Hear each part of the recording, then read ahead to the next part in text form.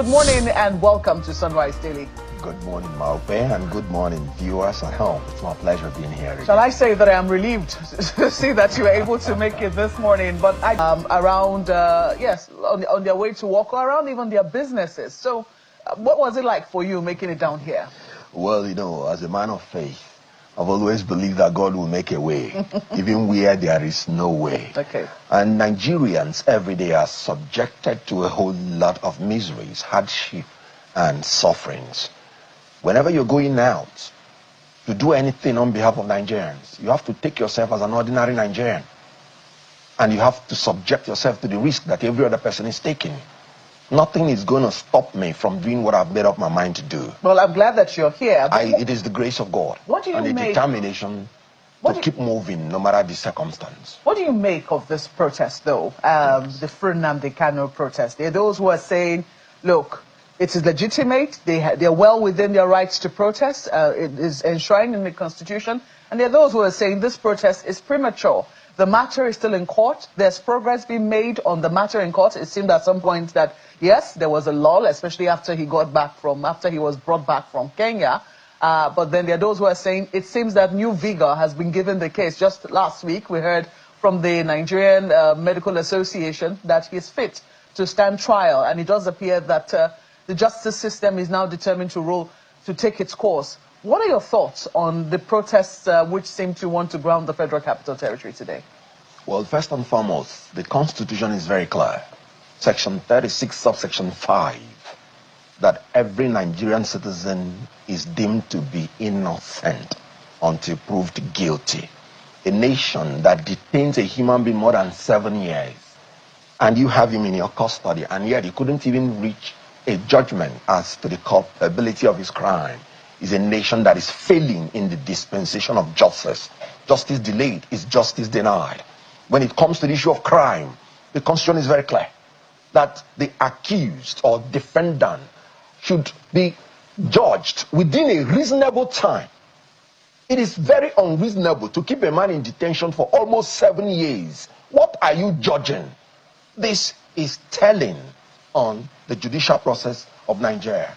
I tell you again, in the Constitution, they say the Attorney General, while making any decision as to charging anybody, discontinuing or taking over any criminal charge, should have regard for public interest, the interest of justice, and the need not to abuse the legal process. For me, in the case of Nnamdi Kanu, the legal processes have been abused. Nobody will remain sane to be in jail for more than 7 years, that a case is being tried. People are frustrated.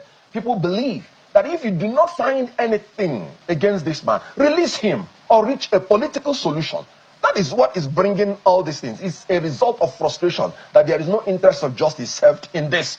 So, diligent prosecution is one of the pillars of justice in a criminal offense. I do not see that diligence. And the federal government is failing on all fronts.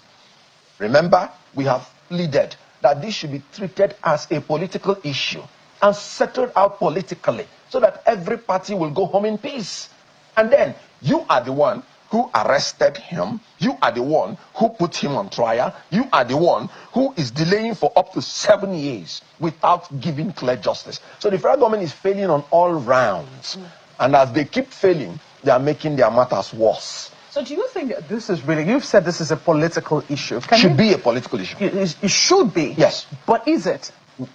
That's what I'm saying. The government should treat it as a political issue. Remember, during the colonial masters, where people were fighting for our independence, the colonial masters saw them also as adversaries. But they were genuine fighters of freedom. So in this world, there will always be two aspects of an issue. You know, the kind of cost-benefit issue, if it is in business. What is a cost to somebody is a benefit to another. That is how you treat political issues.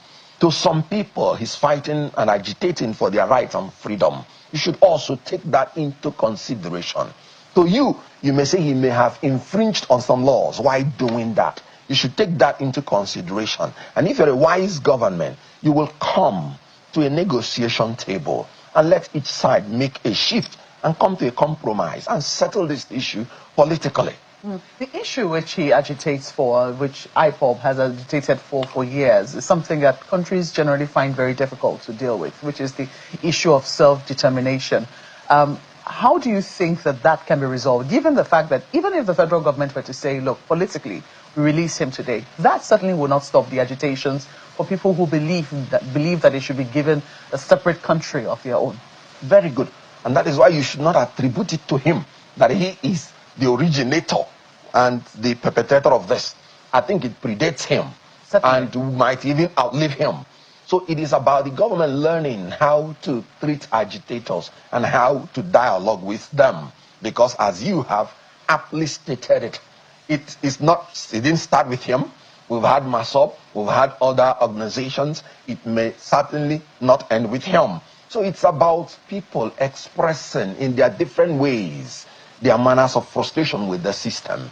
When things were so good in Nigeria, I wasn't hearing all these agitations. But whatever name you call them, it is frustration to the suffering, to the hunger and hardship in the country. That is the truth.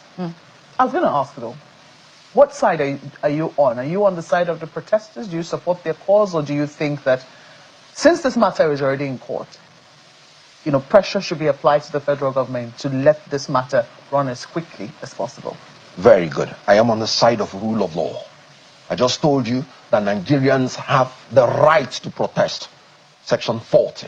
And you can't take it away from them. It's their natural right, innate in them. And the Supreme Court has said, beyond exercising these rights, no human being can live a civilized life. So it is their innate natural right to protest. And it should be encouraged in a democracy. Because when you bottle up all these things, then there will be an implosion and explosion. But when people are allowed to express themselves, according to Section 39, they will ease off their anger. They will feel they've been heard. And then the government will also use it to understand the feeling of the people and know the solutions they are from and they are at. So the issue is that it is a support to rule of law. What does rule of law say? Somebody is innocent until you prove him guilty. And you must prove him guilty within a reasonable time.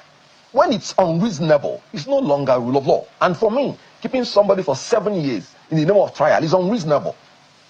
So whatever it is, it should end now. Nnamdi Kanu should be released.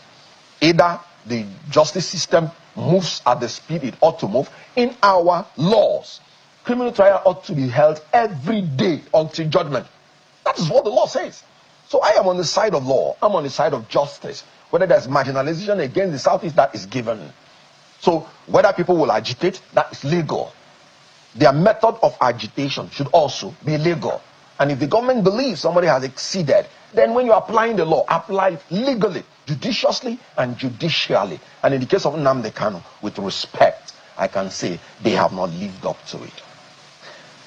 Today is also the 5th anniversary of the EndSARS protest. That was one protest that we saw a lot of young people come out to express their displeasure with the way the Nigeria police, or will I say an arm of the Nigeria police, had treated a number of young people over the years, indiscriminate detention. And after a while, the protest morphed into something else. It morphed into a general protest of complaint against the state in general and the state of affairs.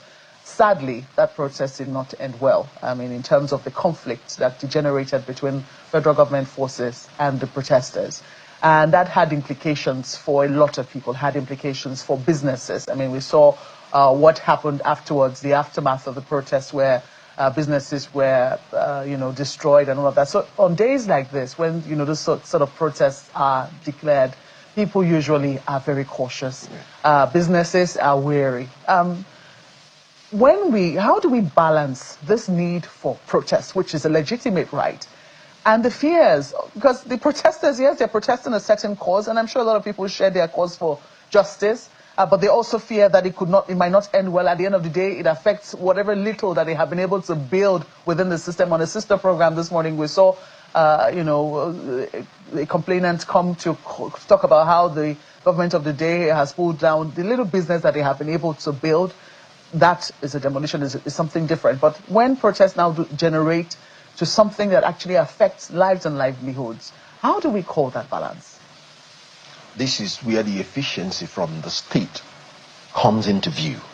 Abroad, it is the duty of the security agencies to maintain law and order. And that includes protecting the protesters and ensuring that they are doing their protest in accordance with the law. There's nothing wrong with the police guiding the protesters on the ways they should protest to make sure that it remains peaceful.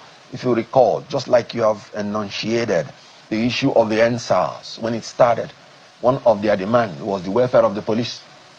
Telling you everybody in Nigeria is under torture. Telling you the nation and the government has failed everybody, including the security agencies. We have seen it. That's why I said, most of what you're seeing in Nigeria is a manifestation of the suffering, of the hunger and hardship in the system, including that of the security agencies. When a man has not eaten from morning and is carrying a rifle, he is always triggered and can be irrational in his behavior against human beings. So the whole idea is that things are not working because the indices are not doing well, and the government is reading out statistics that is more tormenting. You know what George Sylvester said? He said, when a nation's growth is on paper, but its people sinks in hunger, he said, that's not progress. That is polished poverty, wearing a mask of statistics. So when people are suffering, and the government of the day is using fake statistics to mask their suffering, it becomes more frustrating because they know there is no end in sight. Because when the government is making that mask, they are hiding under a mischief for the suffering to continue, not a sincere desire to bring about solutions. So Nigeria has become a theater where the government is not governing well and the people are not trusting the government. And that is what you're seeing in the protests. When the NSAS met with government agreed at the initial stage to answer all their demands. But you could still see that lack of trust. They will still go and sit down and say, until we see it implemented. Because to them, once we leave this arena, it will be forgotten. And in all honesty, what they said was right. ASU went into agreement with federal government since 2009. Immediately they leave the table, the government forgets it. Till today, 2009 agreement is still being brought to the fore, and strike is being called because of it. So government must live up to the true meaning of its name, protecting the security and welfare of the people, and ensuring under the concept of pacta sunt servanda that a party to an agreement must respect the terms of the agreement. If the government starts respecting the agreement it has with Nigerian people, starting from the social contract, this will build trust in the minds of the people, and continually that trust will build. And when the government makes a promise, the people will not sit down and say, you must fulfill it before we leave here. That is what is going on. All right, I'm not alone on this program. I know that my colleague Ayo certainly has questions for you. Ayo, over to you. Well, thank you, Markwe. I think quite significantly a number of things are being covered. But Mr. Okonkwo, and you've spoken to a few things, and I'd like you to, help us understand what are the missing links here. You've cited the ASU Federal Government 2009 agreement. You've also referenced the fact that the issues that brought up the Free Nnamdi Kanu protest predated Nnamdi Kanu and may even outlive him. You're probably referring to the Civil War and the fact that, as you also said earlier, the Saudis, the kind of political sidelining, if I can use that term, of the Saudis is something you said, according to your precise word, is a given. And there are a number of other things. You talked about the NSAS, that the issues of NSAS were more about welfare of the police as opposed to, just agitation for agitation's sake. Between 2009 and 2025, a good number of people that were in government are no longer in government. Well, supposedly. Between the Civil War and now, so many waters have passed under the bridge. It begs the question of exactly how do we forestall these kinds of protests? If government is a continuum, where do we have the roadblocks that hinder the progress that should have taken us way beyond this place, such that we won't have the protests of issues that date back decades? Very good. The simple answer to your question is Nigeria is under the siege of incompetent and corrupt leaders. Can you imagine in a nation if the money invested in our refineries had been used to repair our refineries and they are working and we are not important and fuel is very cheap? In other words, you have reasonable energy cost. Can you imagine in a nation where our educational institution has continued its growth right from 1960 without this abuse on the lecturers and the students through meager salary and through not taking care of the environment of learning? Can you imagine if such an educational institution is empowered with the resources it needs? Can you imagine if our healthcare system is working as it's supposed to work? Can you imagine a nation that is blessed with oil and with solid minerals, if these minerals have been harnessed and there is fair distribution of wealth amongst everybody? Can you imagine such a nation? Do you think there will be agitations? People wouldn't even have the time. They would be busy working. They will be busy inventing. Can you imagine a nation if all the money pumped into electricity, they have utilized it to give us 24 hours electricity? Can you imagine who is going to go to protest? People are going to protest because they are idle. They are hungry. Things are hard. It is not because they want to go and risk their lives using their head to defend a bullet. Nigeria is a nation that is potentially great. And on the day we have free, fair, credible election that will help us to elect competent leaders who would have the people as their focus. And that brings the in 20 question. years we'll become a superpower nation. My apologies, I have Mr. prayed, Ogunfor. and I Just a believe second. that in my generation, Yes. I shall see this country Yeah. metamorphose into that. Now, So that what raises the we question. have Just a second. is Just a simply second, sir. failure of leadership. Just 1 second, Mr. Okonkwo. Perhaps that raises the question. When you talk about the fact that, elected officials and all, it raises the question of, when we talk about government, exactly who is government? Between 1966, 67, and now, we've had quite a number of governments. But there is always a continuum. That is what we expect is the case. Since 2009 and now, the maximum number of years an elected official has is 4 years, renewable every 4 years. Only for 2 terms for the executive, and I'm not sure what the term is for legislators. But we have civil servants that are always there maximum 35 years or until they turn a particular age. So where is the but? Is the question that I'm asking. Do you think the civil service could have helped to bring to the attention the elected officials, to the attention of the elected officials, those guys, these outstanding issues are there? Or do you think it is something that, every elected official just comes and just ends what was on ground before? I don't know if you understand the question I'm asking. Yes. If I understood you very well, you're talking about the civil service, the elected people, who is to be blamed? Or how will the solution come? The truth is that what we are suffering in Nigeria is systemic corruption. It is systemic because there is no deterrence. In a nation where corruption is not deterred, when you want to fight it, you are at a risk. The civil servants are now colluding with the politicians to extort Nigeria and to manipulate the process for their benefit. So the issue here is that you see how corruption is walking on two legs. And even the ones that are charged, convicted down to Supreme Court, you will see politicians, like Tinubu just did, pardoning some corrupt people that even the Supreme Court has declared corrupt and jailed. Yeah, but when you pardon such people, let me just quickly you're sending a message to people that there is no need. They are sticking out their neck against such people, because such people will come back to the system as elected, and they will begin to take their pound of flesh on the people that genuinely fought that they should be punished. So, Mr. Okonkwo, just a moment though. Yes. I mean, because some people will say, where there is no sin, there is no need for pardon. I mean, where no crime has been committed and conviction secured, there will be no need for pardon. And so the people perhaps who need a pardon are those who have been convicted, even by the Supreme Court. And in reaction to the uproar that, the public outcry, so to speak, we saw a message from the Attorney General's office saying that it's not the last word had not been heard on it, that there is a review still going on, because they have to now take a second look at it and then give the list to the Controller General of Prisons or the Correction Service, and that is yet to take place.